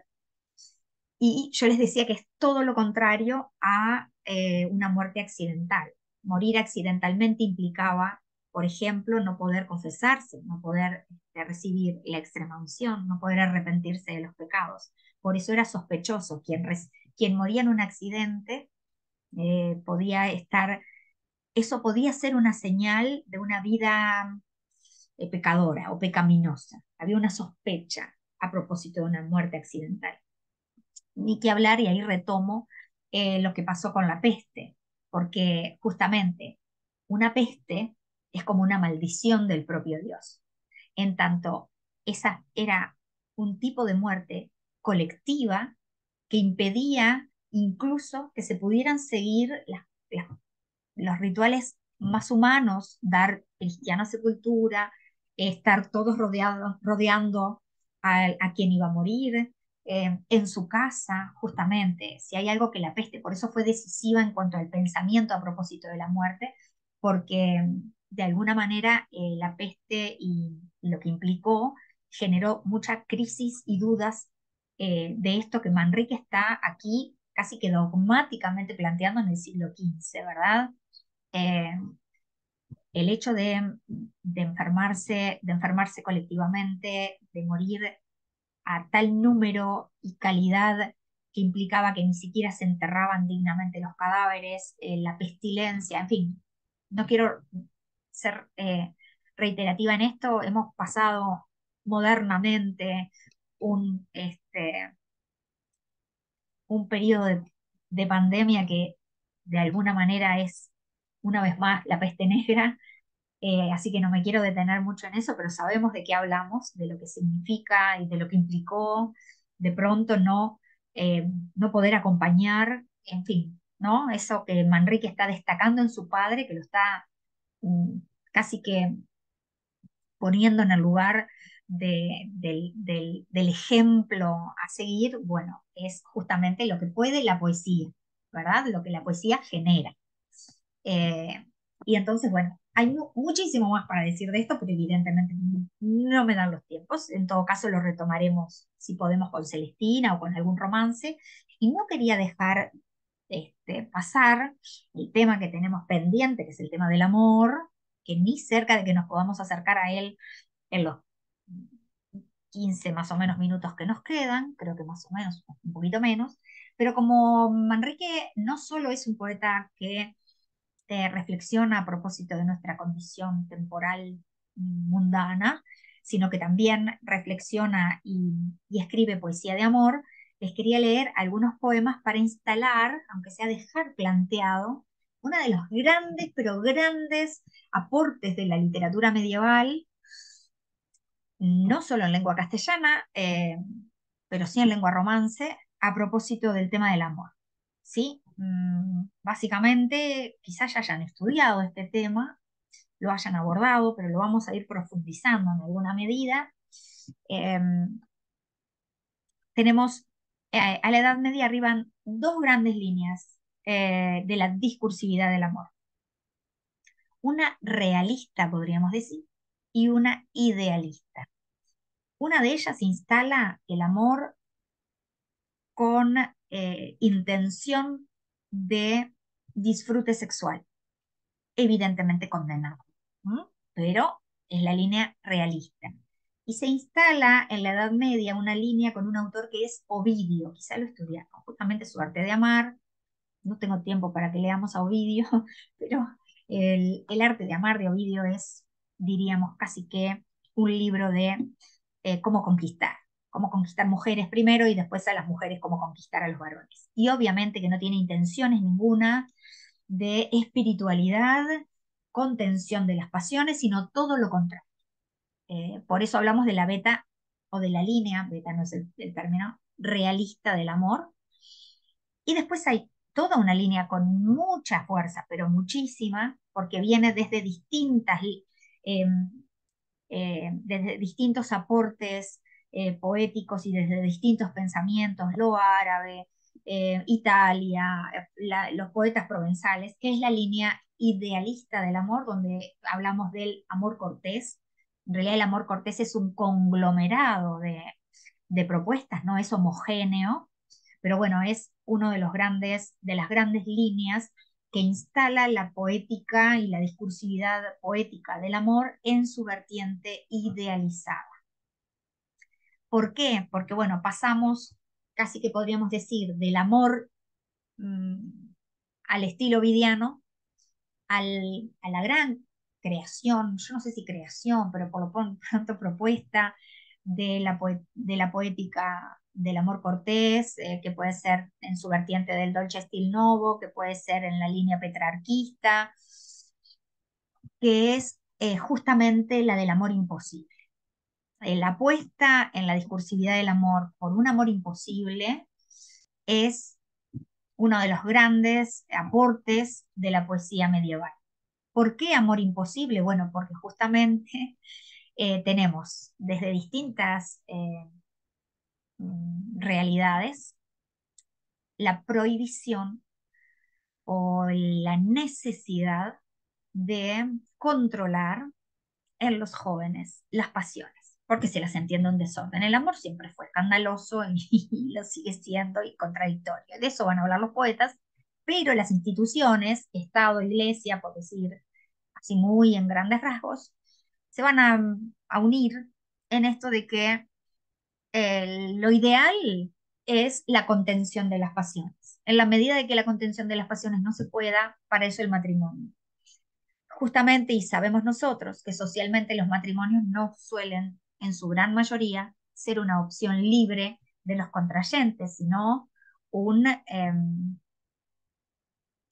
¿cómo decirlo? Un acuerdo entre familias, un acuerdo que no pasa por el sentir de los contrayentes, sino por las eh, necesidades de, de las familias. Entonces, va a haber toda una literatura, algunos dicen que al servicio de mantener estos preceptos, estos interdictos casi, y entonces va a aparecer una línea de discursividad amorosa en la que se cante al amor imposible. El amor imposible ha sido siempre fuente de inspiración hasta nuestros días. Comparto con ustedes, si las encuentro, a ver eh, dónde están. No están. Sí, están acá. Comparto con ustedes, a ver si esto lo ven. Me interesa que aparezca como así. ¿Lo ven? Se ven todas juntas, digamos, no individual, no grande. No la logran ver en presentación. Entonces voy a ver si puedo solucionarlo haciendo así, a ver si puedo. Ah, no, ¿saben qué? Voy a dejar compartir, voy a cerrar lo que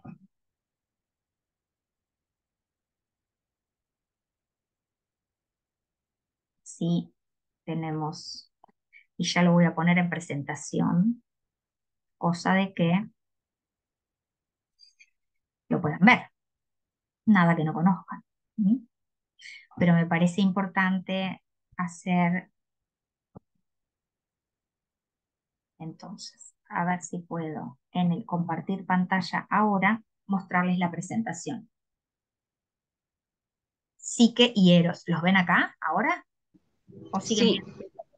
Y si yo hago no así, se ve. ahí ven a Dafne y Apolo.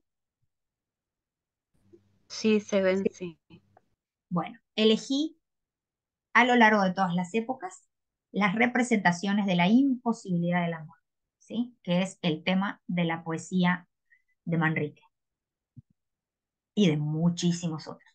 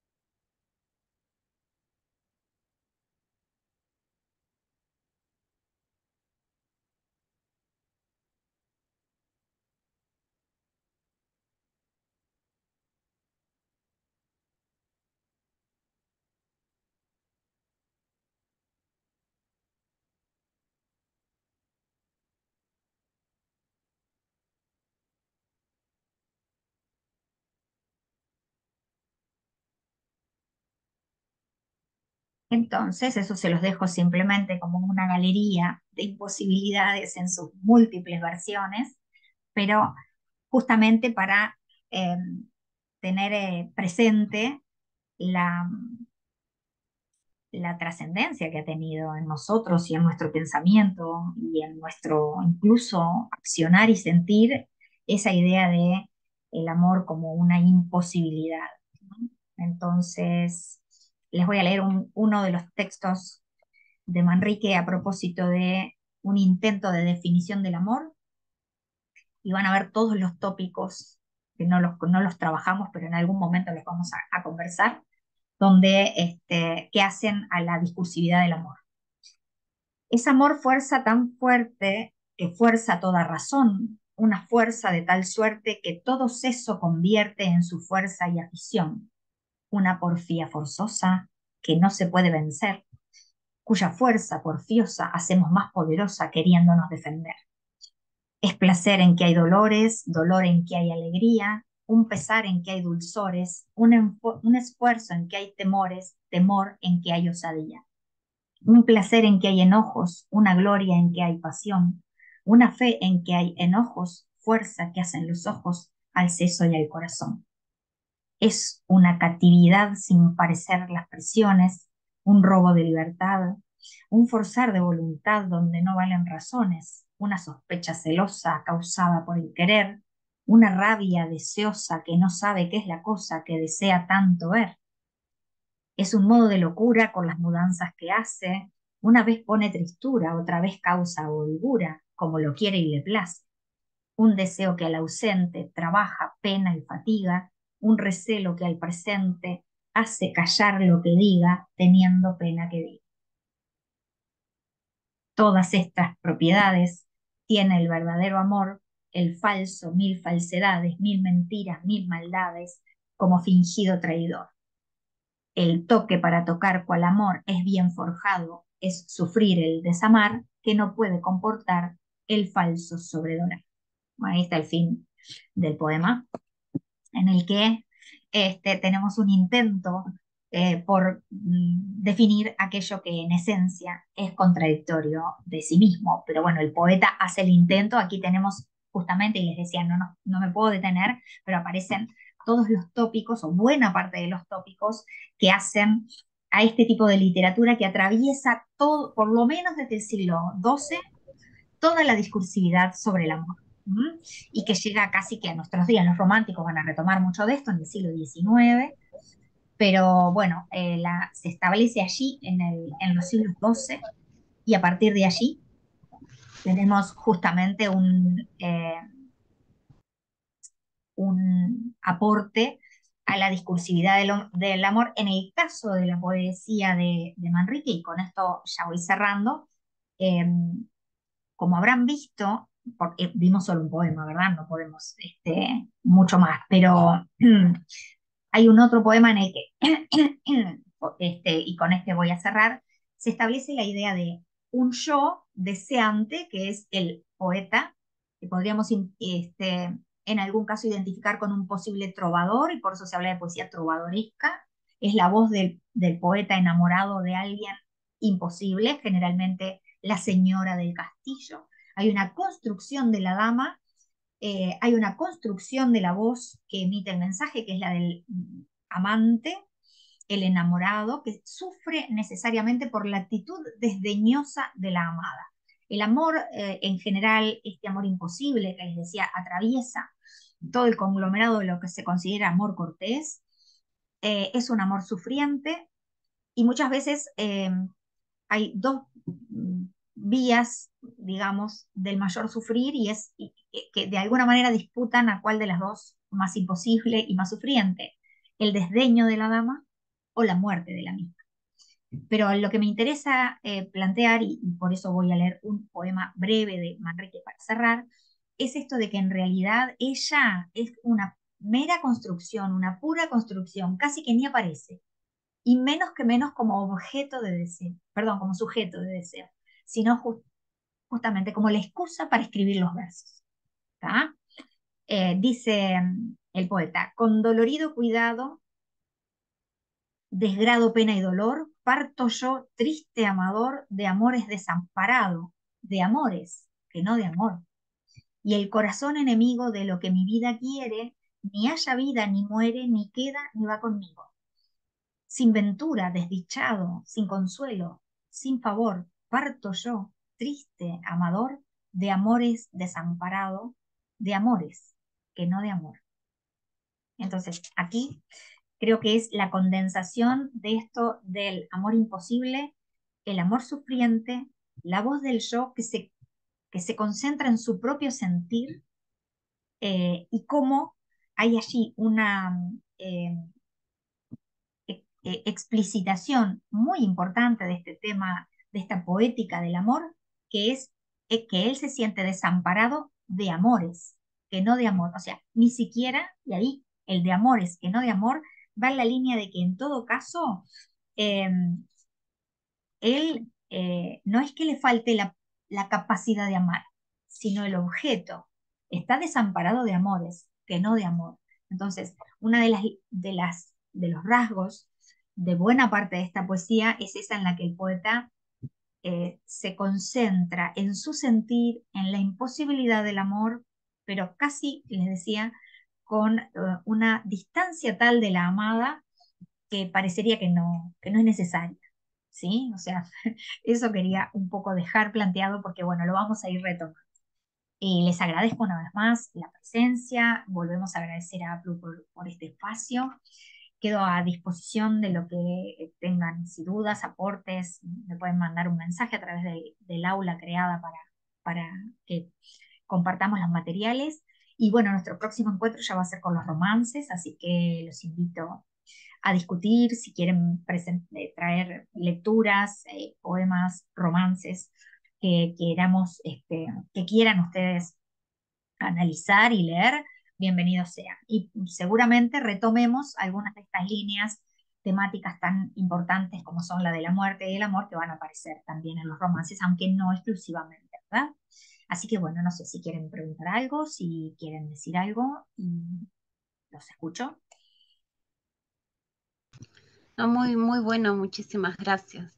Me hizo acordar esto después en el barroco español, ¿no? Cómo se retoma esto del amor como fuerzas contrarias. En la Celestina también, cuando le preguntan, ella le pregunta qué es esto que siento y Celestina le dice esto que sentís y cita Exacto. ahí a Petrarca, cómo después Muy bien. Ujú. se fue siguiendo, ¿no? En el tiempo como Exacto. tópico. Muy bien. Gracias, Serena, por el aporte. Bueno, les No, a deseo ustedes, muchas gracias. un fin de semana, buen fin de semana y nos vemos pronto con los romances, que nos encantan a todos, creo. Espero. Bueno, nos vemos. Gracias. Chao. Gracias.